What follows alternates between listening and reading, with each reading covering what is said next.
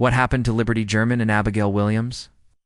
This is the question that has plagued the small town of Delphi, Indiana since February 2017, when the two teenage girls were found dead in a field near a hiking trail. The case was strange from the very beginning, and it only gets stranger as we go deeper into it. Police have never released much information about the crime scene and what the girls had endured before their deaths. All they know for sure is that both girls died from multiple blunt force trauma injuries. Their bodies were discovered by a passerby walking his dog around 1 p.m. in the afternoon.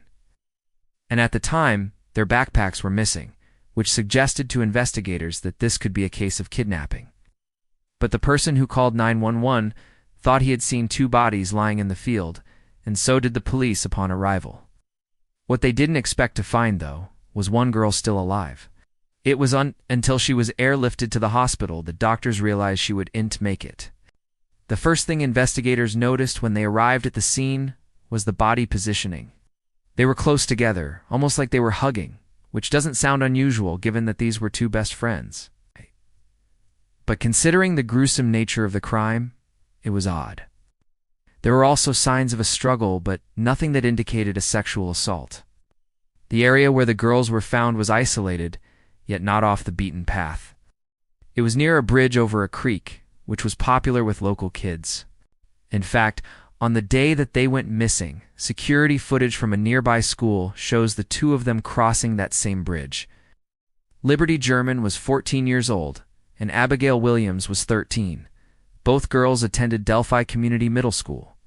Although in different grades, they were described as smart, caring, and friendly students. On the morning of February 13, 2017, they didn't show up for class. At 8:09 a.m., Liberty sent a Snapchat video to a family member that showed her and Abigail walking down a path.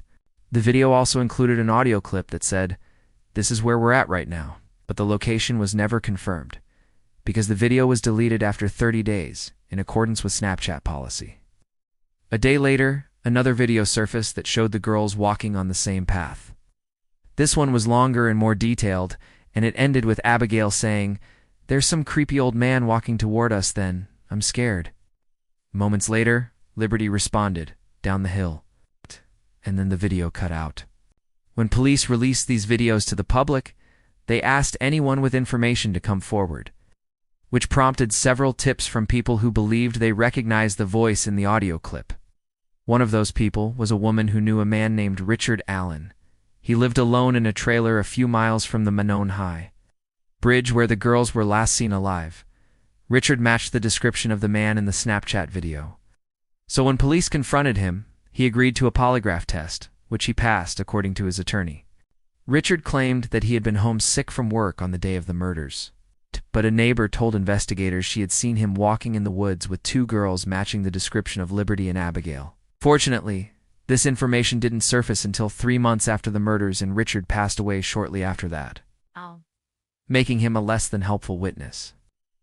Police also learned that a white truck had been seen driving past the bridge, where the girls were walking. Witnesses said it was an older model Ford F-150 pickup truck. Several people came forward claiming that they had seen this truck parked in the area on several occasions prior to the murders.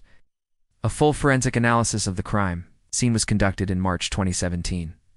Investigators discovered a single shoe that matched a pair Liberty had been wearing, and they also found a jacket that belonged to Abigail. Other items recovered included a blue jeans, a hoodie, a water bottle, 2 cell phones, a wallet, cash, and a safe that turned out to be empty. According to a search warrant affidavit, DNA testing revealed that the jeans and hoodie found at the scene belonged to Abigail and Liberty, respectively, but there were no usable fingerprints or DNA profiles recovered from any of the other items. Police announced that they were looking for a man in connection with the murders. The man was described as 5 feet 6 inches to 5 feet 6 inches to 5 feet 10, between 30 and 40 years old, with reddish-brown hair, a scruffy beard, and hazel eyes. He was last seen wearing a hoodie, jeans, and work boots. But even though this description is pretty accurate, police never received a single lead. In late 2017, an anonymous tip came in claiming that 2 boys had been involved in the crime. This led to a month-long investigation into a local wrestling coach. During that time, all of the school's computers and cell phones were seized. But in the end, no charges were filed, and the investigation continued. In January 2018, police announced that they were looking for a man with distinctive tattoos. They released a sketch of the man who they alleged was responsible for the murders. The tattoo on his neck appeared to read betrayal, while the one on his arm read live fast, die young. But unfortunately, this new lead went nowhere. It wasn't until 2 years later that investigators made a significant breakthrough.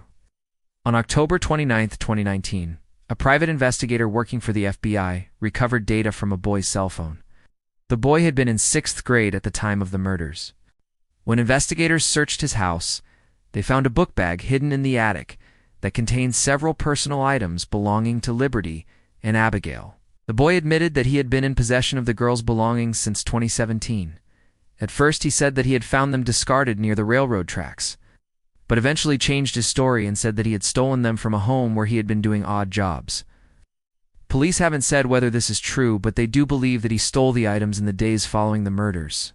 To date, no charges have been filed. On June 23, 2022, police announced that a 56-year-old man from Peru, Indiana, had been arrested and officially charged with 2 counts of murder in connection with the case.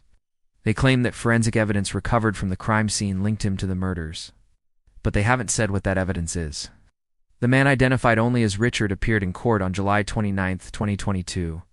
He was ordered to be held without bail until his next hearing scheduled for August. Now, even though Richard has been arrested, it does little to solve the mystery of the Snapchat video. Why were the girls walking in the middle of a trail during the day? Where were their backpacks? How did they get to the bridge? Why did Abigail say, "down the hill," just before the video cuts out? It seems unlikely that we'll ever know for sure what happened to Liberty and Abigail.